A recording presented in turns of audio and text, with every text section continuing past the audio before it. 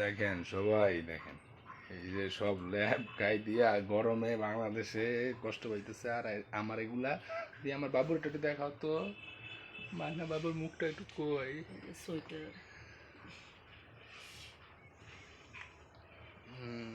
এরা ল্যাব গাই দিয়ে কোমল গাই দিয়ে ঘুমাইতেছে।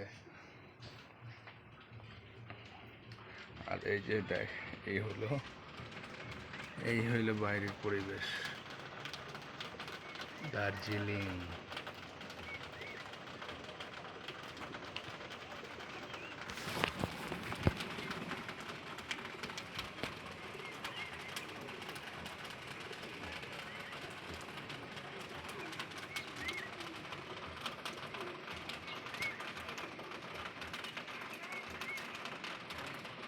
দারুণ,